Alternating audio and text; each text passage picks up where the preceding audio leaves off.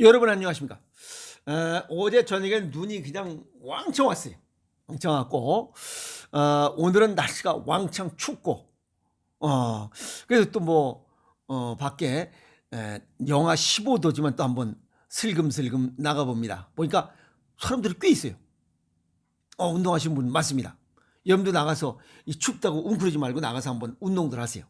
좋습니다. 춥지만 운동하면서 또 뽀드득 뽀드득 밟아라 밟아라 이런 소리가 납니다. 눈을 이렇게 눈 쌓인 곳을 밟다 보니까 저는 그 12사단 인제 원통 거기서 군대 생활했어요. 거기서 군대 생활할 때 지금 이때쯤 되면 혹한기 동계훈련이라 해서 산속에 들어가서 소대 단위로 이게 천막을 쳐놓고 움막을 파고 그 안에서 겨울 전투를 대비한 이런 훈련을 해요. 그때 소대 단위로 다 이렇게 떨어져 있어요.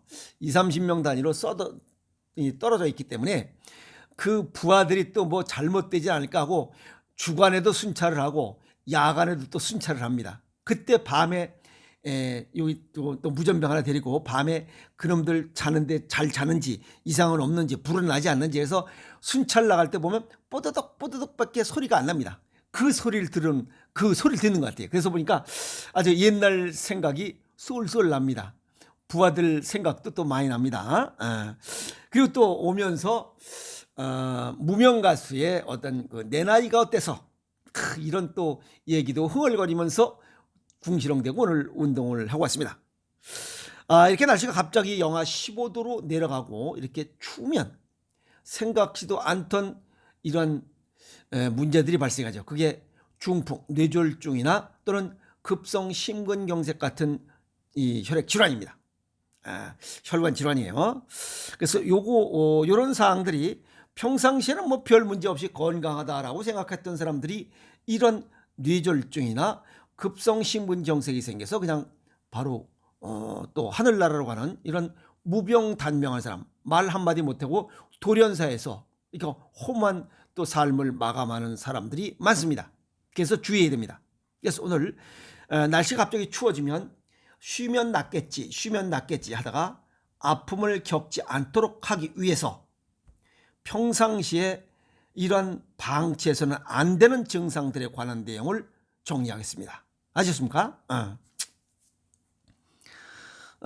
우선 첫 번째로 평상시에 잠을 잘 잤는데 오늘날 갑자기 저녁에 잠을 잘 못 잤나 하고 팔과 목에 통증이 생긴다면 이거 급성 심근경색의 전조 증상입니다.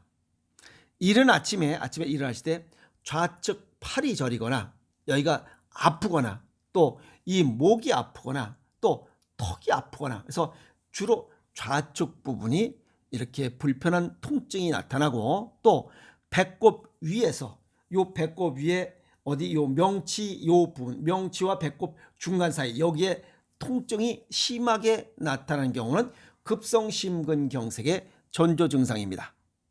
이때는 뭐 머뭇거리지 말고 바로 119 불러서 병원에 가서 진단을 받고 처방을 받아야 됩니다. 아시겠습니까? 두 번째는 타자기 이 스마트폰이나 이런 걸 자꾸만 뭐 문자를 보낼 때 자꾸만 오타가 나는 거예요. 그래서 글자 조합이 잘 안 되는 거예요. 그래서 어떤 문장 형성이 잘 안 되는 경우 그리고 또 물건을 잡으려고 할 때 자꾸만 놓치거나 이게 어긋나서 또 떨어뜨리거나 이런 경우 이것은 몸의 평형을 주관하는 이 소뇌와 그 주위의 뇌간에 혈액 공급이 잘 안 되는 증상이에요. 혈액순환 장애. 이거 역시 뇌졸중의 전조 증상이다 또는 의심 증상이다 이렇게 이야기할 수 있습니다. 그래서 오타가 자꾸 나거나 뭐 문장을 하나 만들려 할 때 차 완성이 잘 안 되는 경우 이때는 가서 점검을 한번 해보시고 그런 것들이 생활화돼야 된다. 뭐 이러다 그만 잘 되겠지. 뭐 나이 먹어서 그랬겠지. 그런 생각하지 마시고 아시겠어요?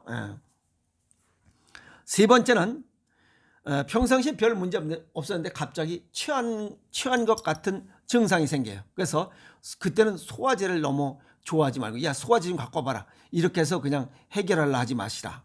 왜냐하면 갑자기 속이 답답한 증상이 나타나고 또 불안 초조하거나 본인의 가슴을 이렇게 뭐가 막힌 것 같아. 그래서 여기를 자꾸만 두드리는 이런 증상이 나타난다면 이건 급성 심근경색의 전조 증상이에요.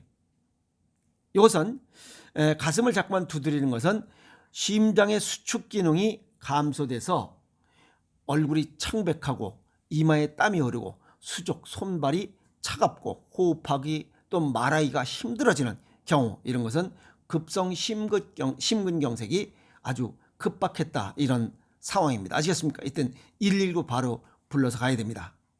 네 번째, 여기 편도가 부었나, 이거 왜 이렇게 이게 목이 불편하나 라고 해서 이 속 안에 너무 부으면 또 음식물 삼키기도 힘들잖아요. 그래서 평상시에 이런 편도선염이 있다면 약을 먹거나 하겠지만 어느 날 갑자기 음식물이나 물을 삼키기가 어렵다면 이건 연하장애라, 이건 뇌졸중, 중풍의 전조 증상 또는 중풍을 의심해야 되는 증상들입니다.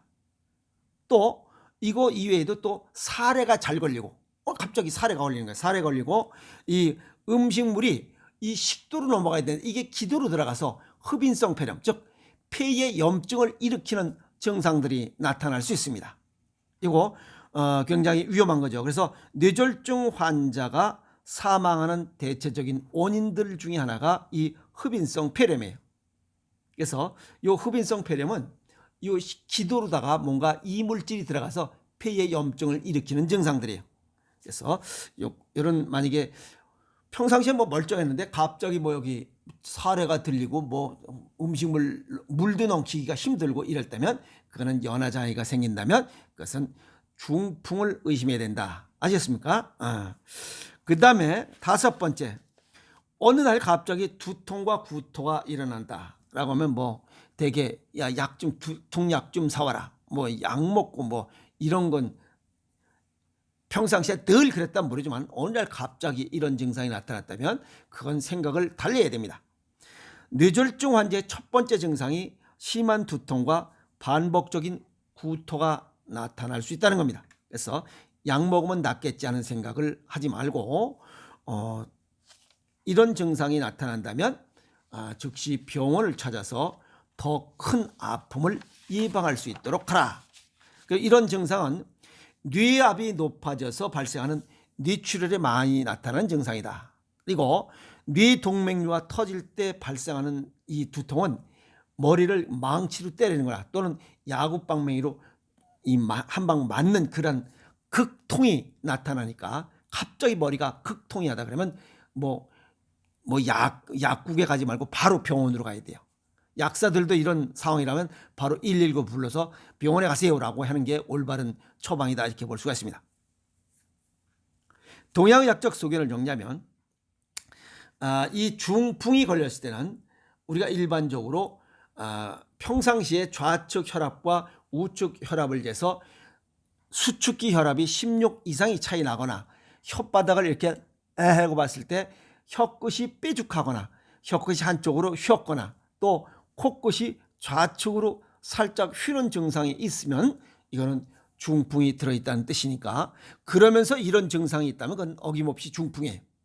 뇌졸중입니다. 그때는 바로 병원에 가서 적절한 조치를 받으시라, 이렇게 정리 말씀을 드릴 수 있고, 심뇌혈관 질환, 이건 전체적으로 혈액순환 장애입니다. 이것은 하루 이틀에 진행된 것이 아니라 약 20년 전부터 서서히 진행돼 왔고 10년 전부터 지금 말씀드린 증상들이 서서히 나타나기 시작합니다.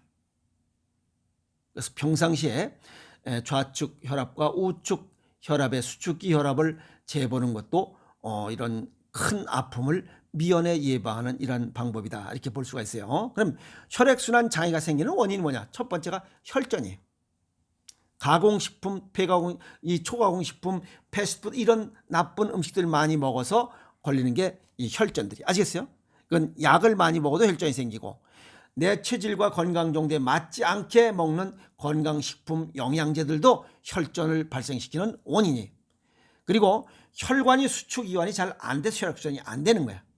그 다음에 스트레스를 계속적으로 누적해 받으면 혈관이 수축과 이완이 되는데 이 자체가 안 되고 그냥 가만히 정지되어 있는 거야. 이게 동맥경화야.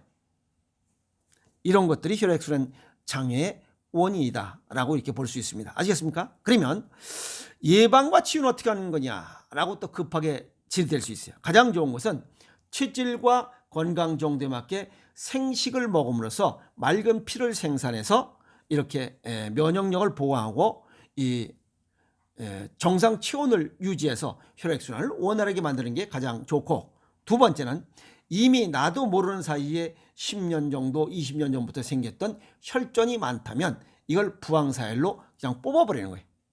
그래서 부항사혈도 굉장히 좋은 예방법이고 개선책이다 이렇게 볼 수가 있습니다. 그리고 두안조결, 발을 항상 따뜻하게 해서 혈액순환이 항상 될 수 있도록 해야 됩니다. 그래야 뇌졸중, 뇌경색, 그 다음에 심근경색 이러한 심혈관 질환을 예방하고 치유시키고 개선시킬 수 있다 이렇게 정의할 수가 있습니다. 혈액순환을 원활하게 할 수 있는 가장 좋은 방법은 혈액을 맑게 하는 원료, 피를 맑게 하라는 거예요. 피를 맑게 하는 원료는 어떠한 약과 어떤 운동도 안 돼요. 그건 올리원, 오로지 음식밖에 안 돼요. 그러면 심혈관 질환, 심뇌혈관 질환을 예방하고 개선시킬 수 있는 것, 또 치유시킬 수 있는 것은 음식밖에 안 된다는 거예요. 지금 여기 고혈압, 당뇨, 고지혈증 약을 평생 먹어도 그걸 못 고치잖아요. 부작용은 계속, 합병증은 계속 생긴다는 거예요. 그래서 이런 혈액순환 장애의 이런 질환을 개선시킬 수 있는 것은, 예방하고 개선시킬 수 있는 오직 음식밖에 안 돼요. 왜? 음식이 피를 만들기 때문에 그래요. 아시겠어요? 그래서 음식으로 인해서 모든 병이 발생한다. 그래서 음식으로 못 고치는 병은 약으로도 못 고친다. 음식이 모든 병의 원인이 되기 때문에 그래요. 그래서 음식을 잘 먹으면 만병을 고칠 수 있다. 음식을 잘 먹는 게 뭐냐? 내 체질과 건강 정도에 맞게 먹으라 이게야. 그러면 내 체질이 뭐냐 이게? 본시 타고난 장기의 그 기능, 조화와 균형을 맞출 수 있도록 먹자는 거고, 건강을 고려해서 먹으라는 것은 내가 태어나서부터 지금까지 먹어온 식습관 잘못으로 인해서 오장육부가 조화 균형이 깨진 상태를 원래 상태로 조화 균형을 유지할 수 있도록 만들자는 거예요. 그러면 체질적으로 불균형했던 거, 식습관 잘못으로 지금까지 살아오면서 잘못됐던 오장육부의 불균형을 맞추자 이거예요. 아시겠어요? 그게 체질과 건강 정도에 맞게 먹으라는 거예요. 그게 식습관이래요. 그런 식습관을 가져야 된다는 거예요. 그중에 가장 좋은 것은 생식이에요. 아시겠어? 체질과 건강 정도에 맞게 생식, 그 다음에 자연식, 그 다음에 신토부리, 우리 고유의 음식들로 이것을 맞추자 이게요. 그래서 음식으로 못 고치는 병은 약으로도 못 고친다. 이게 맞는 얘기예요. 아시겠어요? 그러면 모든 건 음식을 잘못 먹어서 발생한 질환이기 때문에 음식을 잘 바르게 먹으면 질병을 예방하고 치유하고 개선시킬 수 있다. 어떻게? 체질과 건강 정도를 고려해서 먹어야만 돼요. 이거는 이해가 있어요? 그래서 이런 그 약으로 뭐 쉬면 낫겠지, 약 먹으면 낫겠지 하고 이렇게 그냥 방치해서는 안 되는 증상들, 이게 전조 증상들이에요. 아시겠어요?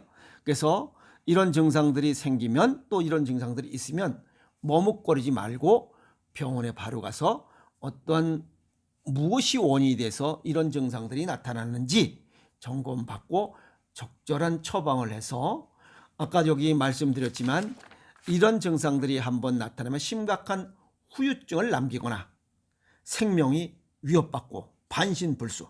아시겠어요? 그래서 치명적인 질환이기 때문에 이런 것들은 방치하면 안 된다 하는 이런 증상들입니다. 그래서 중풍이나 뇌경색, 심근경색 같은 이런 증상들이 나타나기 전에, 아픔을 겪기 전에 미리미리 방치하지 말라는 겁니다. 미리미리 병원에 가서 처방하고 예방해서 건강한 삶을 살아가시라고 해서 쉬면 낫겠지, 방치하면 안 되는 증상들의 내용을 정리했습니다. 아셨습니까? 이런 것들을 예방하고 치유하는 데 가장 좋은 것은 체질과 건강 정도에 맞게 먹는 생식이 가장 으뜸이다 라는 내용으로 정리 말씀을 하겠습니다. 오늘 여기까지 하겠습니다. 화이팅!